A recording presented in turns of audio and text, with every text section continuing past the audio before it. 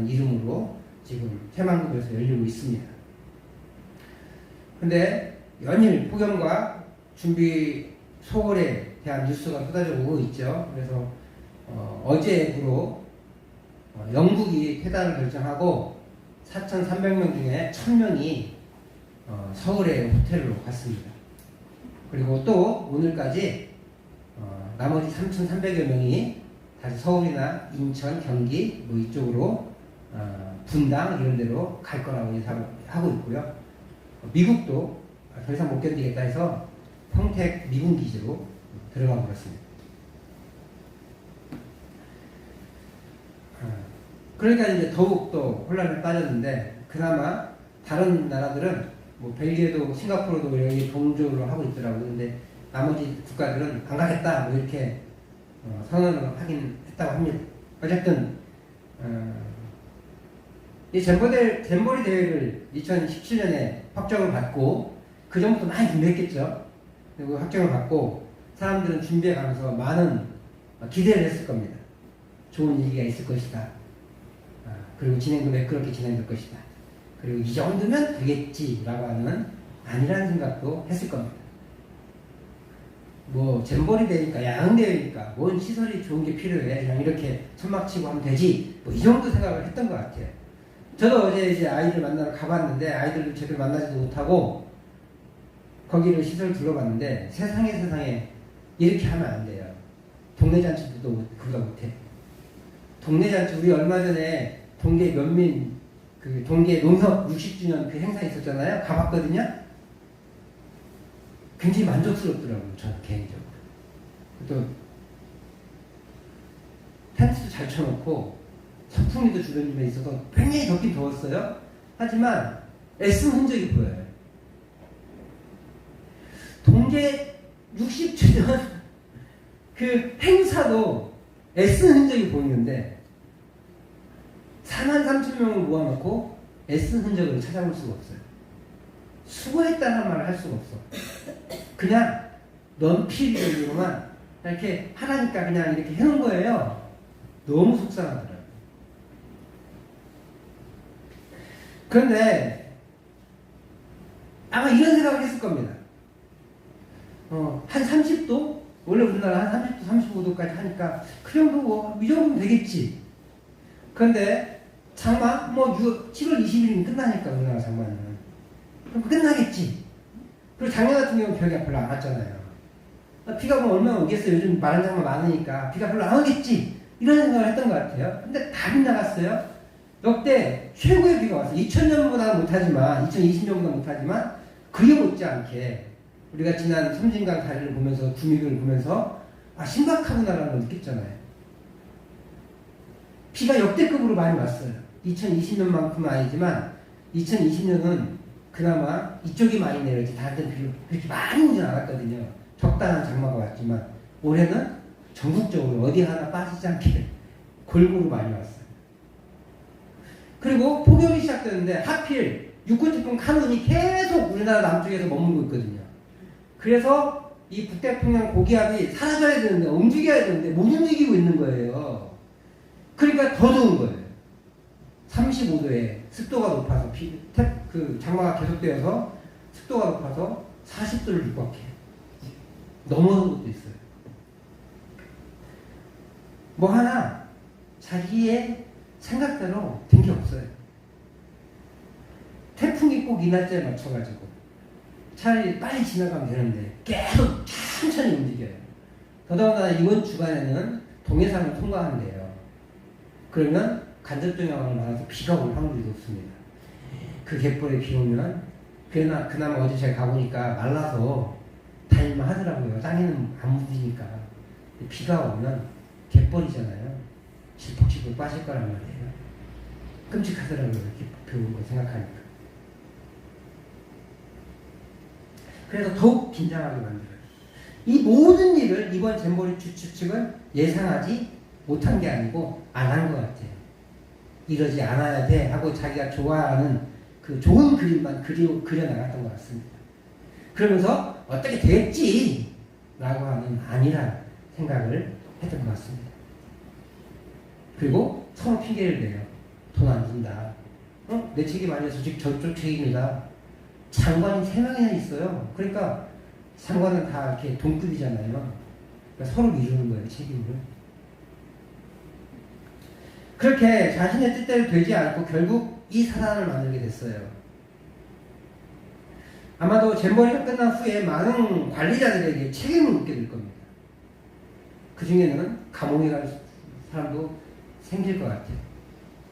제가 본 바로는 감옥에 한두 사람은 가야 돼, 틀림없이. 진짜 너무 무책임해. 동네 잔치보다 못한 세계 대회를 만들어낸 거예요. 이렇게 인생은요, 자기 뜻대로 되어지지 않습니다. 많은 장관들, 그 다음에 도지사, 그리고 세계 잼버리 대회, 한국 잼버리 총재, 뭐 이런 많은 사람들이 머리를 맞대고 나름대로 준비를 많이 했을 텐데 자기 뜻대로 된 게 아니죠. 날씨가 자기 뜻에 안 맞춰졌고 예산 지원이 자기 뜻대로 맞춰지지 않았습니다. 핑계거리는 있겠죠. 하지만 자기 뜻대로 되지 않으니까 핑계를 댄 거죠. 우리 이렇게 인생도 자기 뜻대로 되지 않습니다. 우리 이런 말 있잖아요. 자신과 뜻대로 되지 않는다. 우리 농사도 뜻대로 되지 않지만 자신 농사는 더욱더 그런 것 같아요. 우리 인생에서도 그렇게 우리 뜻대로 되지 않는 일들이 많이 일어납니다. 오늘 복음의 대적자 헤롯, 이 헤롯의 죽음을 보고 그가 뜻하던 대로 되지 않는 모습을 보게 됩니다. 이 헤롯은요, 야고보를 죽였어요, 먼저는. 그 다음에 베드로도 죽이려고 했다가 실패합니다. 그래서 16명의 그 문지기들을 죽이고, 베드로를 지키게 했던 문지기들을 죽이고, 자기의 원래 주둔지였던, 로마 군사의 주둔지였던 이렇게 가이사랴로 가게 돼요. 베드로의 사건을 해결하지 못하고 그는 가이사랴로 내려갑니다. 그리고 거기서 나와도 극심한 흉년을 만나게 된 것 같아요. 지금 이스라엘은 흉년 중이잖아요. 이스라엘 흉년 중이거든요. 그래서 우리가 25절에도 나오지만 그 바나바와 사울이 부조를 마치고 돌아갔다고 하잖아요. 그 어간에 있는 거예요. 그러니까 이스라엘이 지금 흉년 중에 있어요.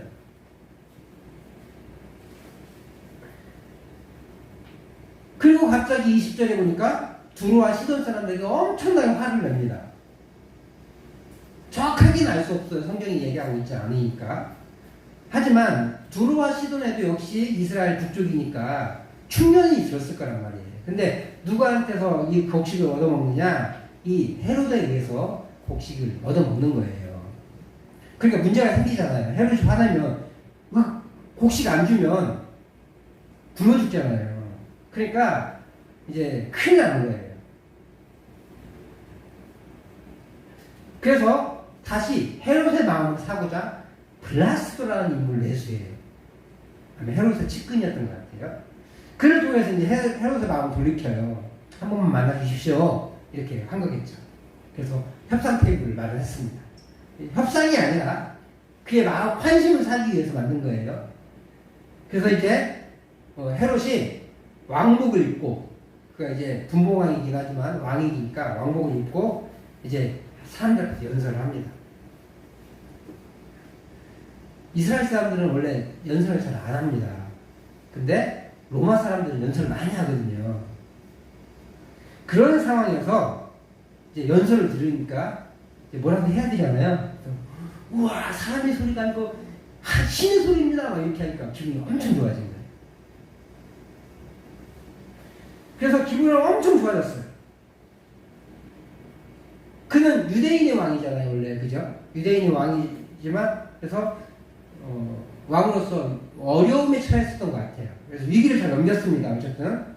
그래서 기분이 정말 좋아졌는데, 신의 소리입니다. 근데 이건 누구한테 하는 칭호냐면 로마 황제한테 하는 칭호예요. 로마 황제는 이스라엘 사람들에게 신의 아들이라고 얘기하거든요. 그래서 로마 황제가 말하는 말은 신의 소리예요. 신의 소리. 근데 지금 누구한테 얘기하고 있어요? 헤롯 분봉왕인데 원래 이스라엘 전체를 다스리던 그 할아버지 헤롯이 아니라 지금 유대 지역만 다스리는 쪼그라진 왕, 그 지역을 다스리는 분봉왕이에요. 잘라진 곳을 다스리는. 그래서 왕이 이스라엘 4명이 있어요. 그 순간에. 그런 지역인데 황제의 칭호를 듣고 있으니까 얼마나 기분이 좋아요. 그럼 최소한 이 사람이 신앙의 당신이 있는 사람이라면 유대인의 왕이잖아요. 이게 하나님이 나한테 주신 지혜다 이렇게만 했으면 되는데 이 사람은 신앙인이라기보다는 정치인이에요. 어머니가 유대인이기 때문에 유대인에 편입된 거지 실질은 이방인이거든요. 그러니까 신앙이 없어. 그리고 로마에서 많이 살았거든요. 그러다 보니까 신앙적인 배경은 엄마가 할머니가 유대인이라는 거 말고는 없는 거예요. 그러니까 자기 사람은 유대를 통치하고 있고 유대인에 들어가야는 있지만 하나님을 전혀 몰라요. 할머니한테 얼마나 배웠겠어요. 잘 못 배웠을 거란 말이에요.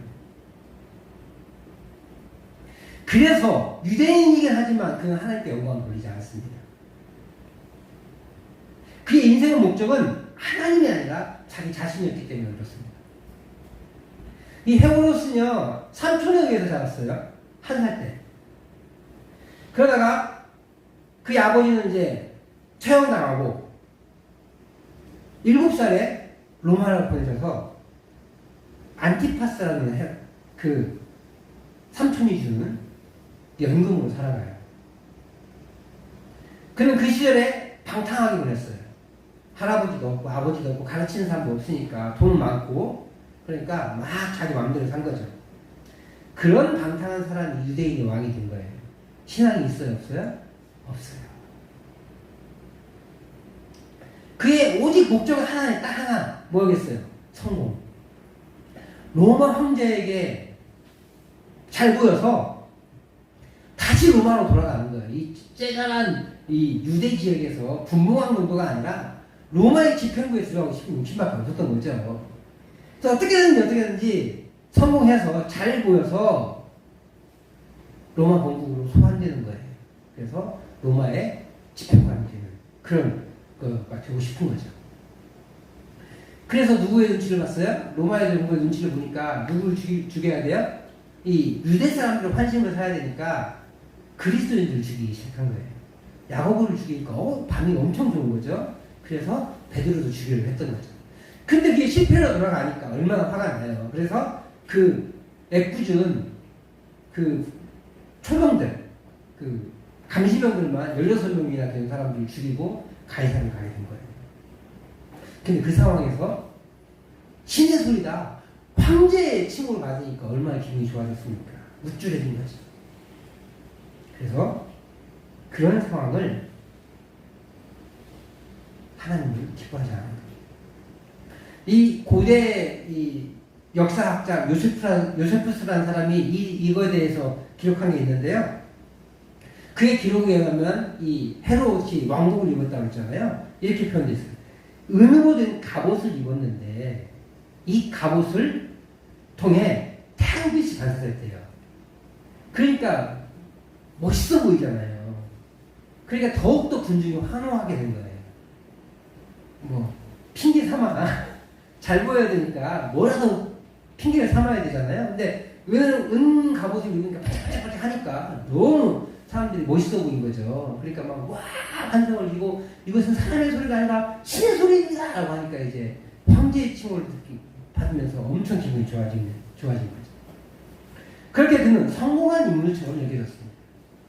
하지만 하나님의 관점에서는 그는 실패자였어요.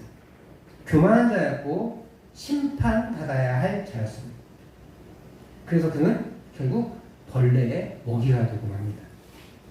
왕의 권위로 황제처럼 되기를 소망했지만 한갓 벌레의 먹이로 전락해버렸습니다.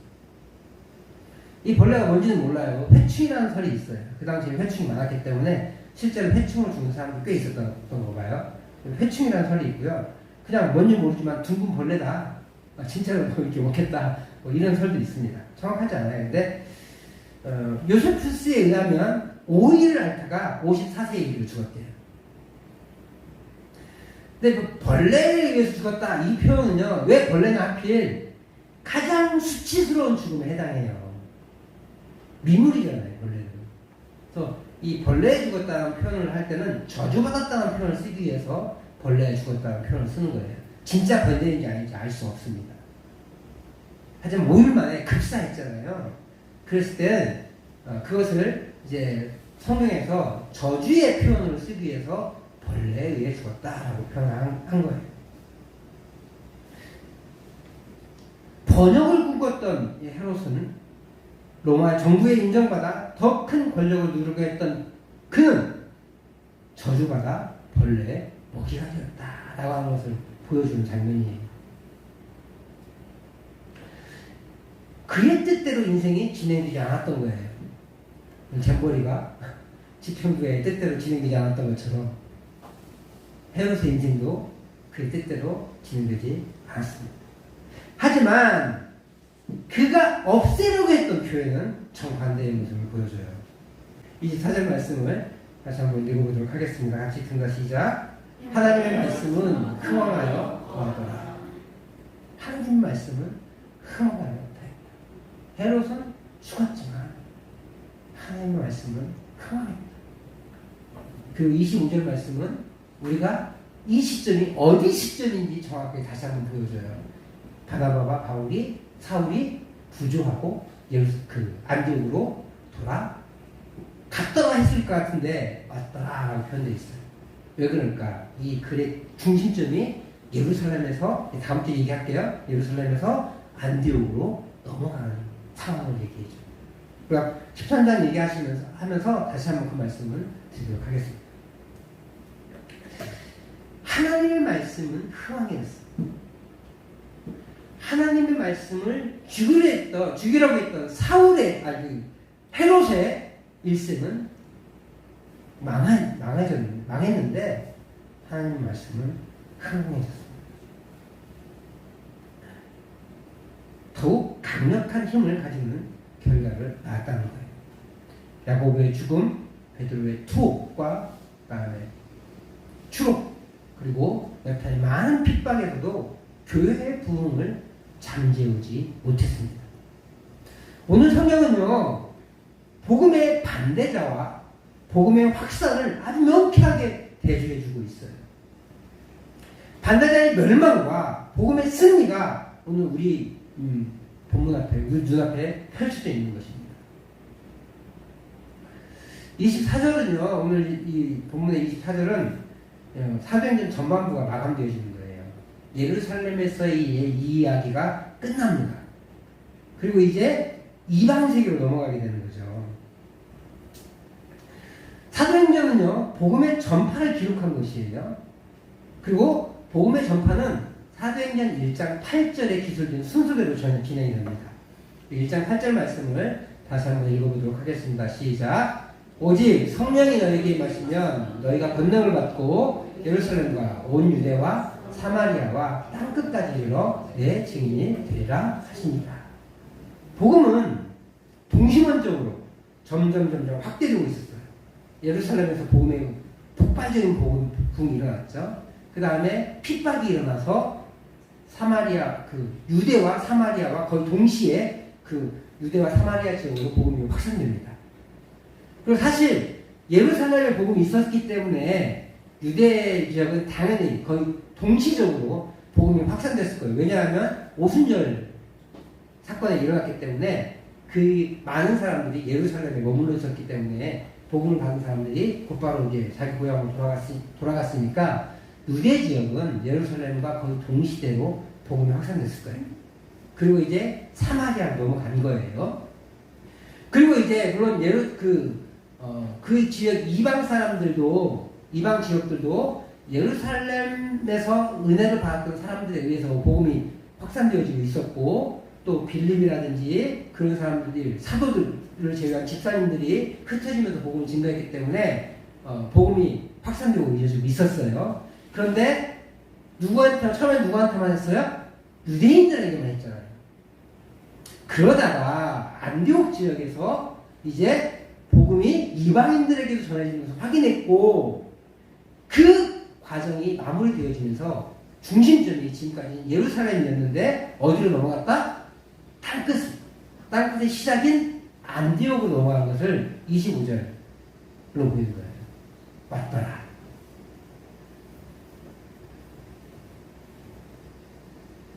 그렇게 인생의 흥황을 꿈꿨던 헤롯은 벌레의 먹이가 되어 죽었고, 그가 없애려 했던 교회는 흥황합니다. 그 토대가 완전히 마련되어진 거예요. 오늘 본문을 통해서. 인간의 계획이 아닌 하나님의 뜻대로 이 상황이 이루어지는 것을 보게 돼요. 잼버리도 마찬가지일 거예요. 인간의 아닌 한도 있었지만 자신의 계획대로 만들어졌을 텐데, 하나님은 그들의 생각을 읽으셨는지 그들의 생각대로 되지 않게 그렇게 흘려보내는 모습을 보게 돼요. 여기에 인간의 열심을, 인간의 한계를 알고 더 극한의 상황이 일어날 수 있다는 것을 기억하면서 최선을 다해 도했다면, 날씨는 자기들 어떻게 할 수 없지만 온열 환자들은 어떻게 막을 수 있었을 텐데 그렇지도 않았어요. 그냥 어떻게 되겠지 하는 안일함 때문에 더욱더 극한으로 몰려가게 되지 않았나 하는 생각을 해보게 됩니다. 헤롯도 마찬가지 아니었겠어요? 어떻게 되겠지 정도의 수고적인 노력들, 그리고 자신이 칭찬받자 그것을 하나님께 영광 돌리지 않고 내 뜻대로 됐겠거니 하고 만족하면서 살다가 결국 하나님은 그것이 그의 인생의 결정을 자기가 하는 것이 아니라 하나님이 하는 것이라는 것을 보여주는 장면이 바로 오늘 본문의 말씀이라 할 것입니다. 헤롯은 그렇게 수고하고 노력했지만 그의 뜻을 이루는데 실패해 어떤 부족함이 있었을 수도 있겠죠. 저주의 상징인 벌레에 의해 죽었습니다. 아마 현대의학이라면 조금 고쳐지지 않았을까 하는 생각도 해보게 되는데, 그 당시에 그는 그런 의학이 없었기 때문에 죽었을 수밖에 없었고, 근데 그렇게 많은 핍박을 가했음에도 불구하고 그의 교회는 오히려 하나님의 말씀은 흥황합니다. 그러므로 우리는요, 내 계획이 아니라 하나님의 뜻 안에 있을 때 우리는 그 뜻을 이룰 수 있을 줄 믿습니다. 환난에서도 핍박에도 흔들리지 않고 하나님의 뜻 안에 머물러 있을 때 우리는 기적과 같은 일들을 경험할 수 있습니다. 어떤 때는 우리의 뜻이 거절되는 것이 하나님의 뜻일 수 있어요. 잼버리 기간 동안 믿음의 사람들은 기도하지 않았겠어요? 사실 하나님 날씨 좋게 해주세요 기도했겠죠. 근데 하나님에게 있어서 이 날씨가 좋은 날씨인 거예요. 어떡하겠어요?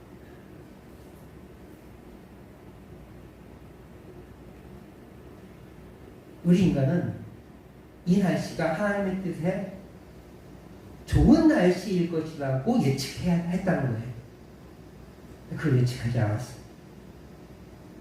하나님의 좋은 날씨가 선선한 날씨라고 우리가 생각했는데, 하나님은 선선한 날씨가 좋은 날씨가 아니라고 생각하신 거예요. 날씨를 주관하신 분이 누구세요? 하나님이시잖아요. 근데 그걸 우리가 어떻게 할 수가 없는 거잖아요. 그러면 이렇게 생각했어야 돼요. 하나님, 기도하는 사람들조차도 하나님 좋은 날씨를 주십시오 하지만 하나님의 좋은 날씨가 선선한 날씨가 아닌 이렇게 폭염과 습도가 높은 날씨에 있을 수 있었다는 것이, 그걸 예측했어요. 그리고 준비했어요. 그렇게 기도했어요. 하나님의 좋은 날씨가 35도가 넘고 체감온도 40도가 넘고 그리고 습도가 80도가 넘는 날씨이면 우리가 어떻게 해야 될까요? 라고 물었어야 했을 거예요. 헤롯도 그러지 않았고 잼버리의 집행부도 그렇지 않았어요. 오늘 우리의 계획은 어때요? 나한테 좋은 것은 무엇입니까? 문제 일어나지 않고 어려움 겪지 않고 병 걸리지 않고 돈 없지 않고 그런 건 아니에요? 근데 하나님의 좋은 것은 병에 걸릴 수 있고, 하나님의 좋은 것은 경제적인 어려움을 줄 수 있고, 하나님의 좋은 것은 우리 집안에 안 좋은 일이 생길 수 있다는 거예요. 내 생각에. 어려움이 생길 수 있다는 거예요.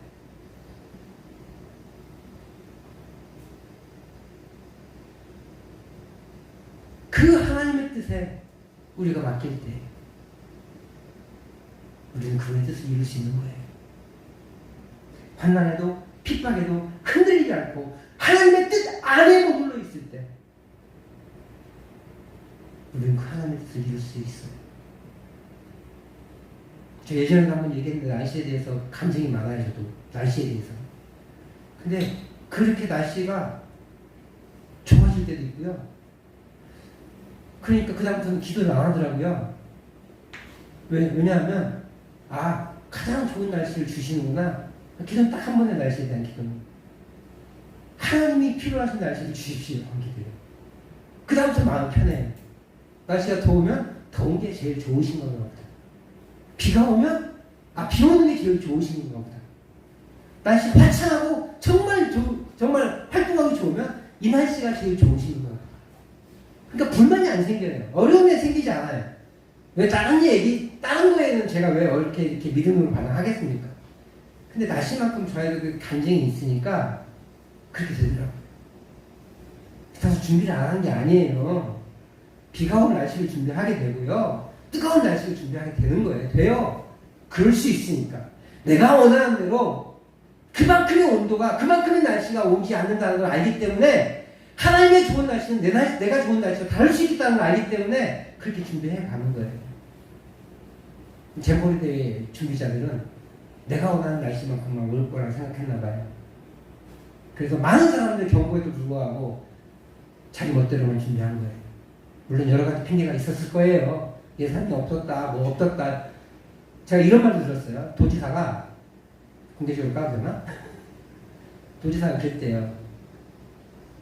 전기세를 감당할 수 없다, 우리도 오피로. 그래서 각 수경지에는 전기를 주지 않겠다. 그랬다는 거예요. 그 말이 사실인 것 같아요.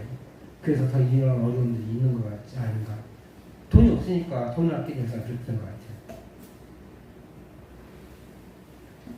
그 마음은 그게 있을 거예요. 그거 없어도 살 수 있겠지. 어떤 때는요, 우리의 뜻이 거절되는 것이 하나님의 뜻이에요. 헤롯은 자신의 영광을 위해 복음의 사역자를 살해했으나 결국 그가 하나님의 심판을 피할 수 없게 됐어. 헤롯의 뜻이 거절되는 것이 하나님의 뜻이었던 거예요.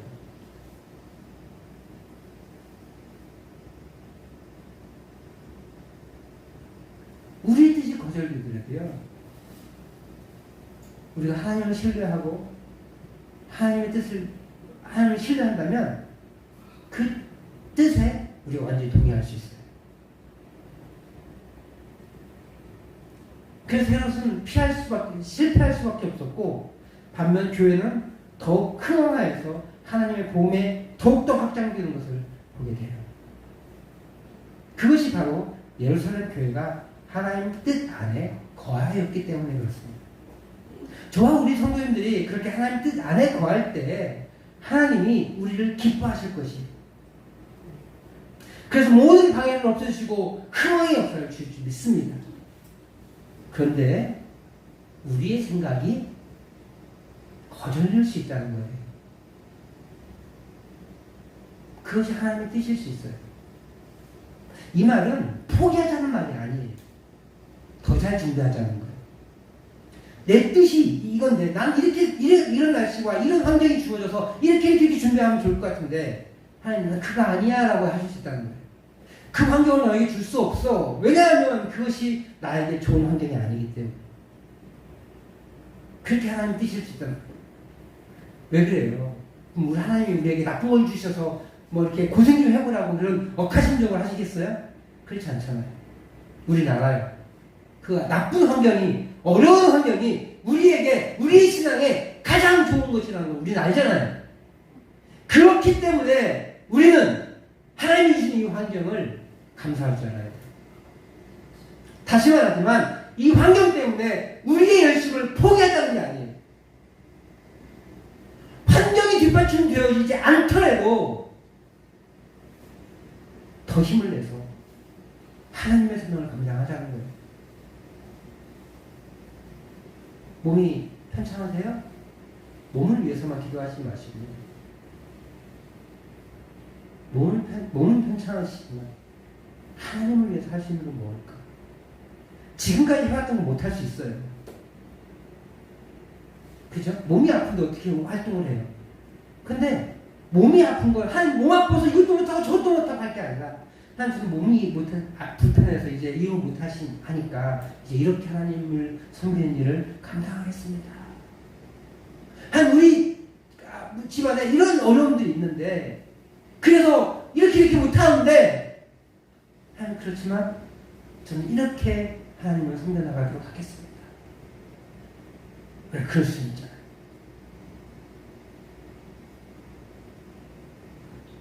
환경을 탓하면 아무것도 이루지 못합니다. 그러나 하나님께서 주신 환경 안에서 그것으로 포기할 게 아니라 하나님 주신 환경 안에서 최선의 그 노력들을 하고 하나님을 섬기는 일에 더 적극적으로 활동한다면 하나님께서 하나님 뜻 안에 있는 우리들에게 복의 복을 더하실 줄 믿습니다. 서로 그것이 내가 원하는 방향은 아닐 수 있어요. 그럼에도 하나님 뜻 안에 있는 우리들이라면 그 하나님 뜻에 완전히 동조하며 감사함으로 우리의 생을 살아갈 수 있을 것이에요. 우리가 다음 주에 3박 4일 동안 임용봉사가 와서 봉사하고 또 교회 또 좀 수리 좀 하려고요. 수리보다는 이렇게 조금 할 수 있는 부분만큼 페인트칠도 좀 하고 방수도 좀 준비하고 그래 보려고 합니다. 근데 그런 과정에서 우리가 원하는 만큼 되지 않을 수 있어요.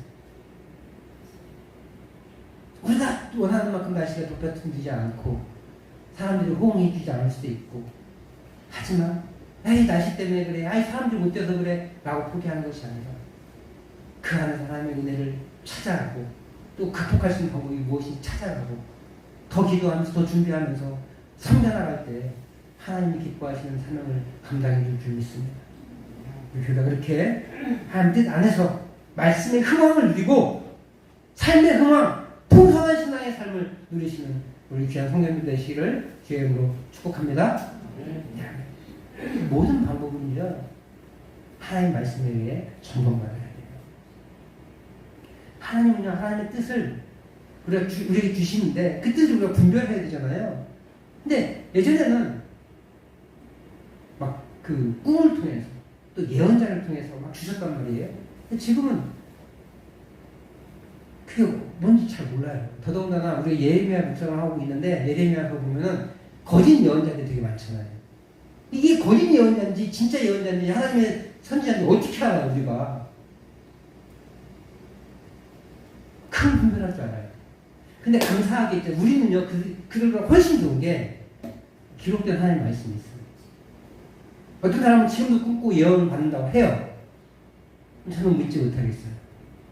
그래서 어떻게 분별할 줄 아느냐? 이 말씀을 통해서 분별할 줄 알아요. 그래서 하나님의 기록된 하나님의 말씀인 성경을 통해서 우리가 이게 하나님 뜻인가? 라고 하는 것들 점검받아야 돼요. 근데 말씀을 모르면 성경을 모르면 어떻게 점검받아요? 그래서 우리가 말씀에 더 귀를 기울여야 되는 게 성경 1차 저작인 성경에 더 귀를 기울여야 되는 게 우리의 하나님 뜻을 살아가는 가장 첫 번째 첩경이에요. 그 하나님 말씀 중에서 하나님 주신 뜻을 모든 방법들을 점검하고 그래서 하나님 말씀의 흥황을 누리며 삶의 흥황, 풍성한 신앙의 삶의 흥황을 누리는 우리 귀한 성도님들 되시기를 다시 한번 주의 이름으로 축복합니다.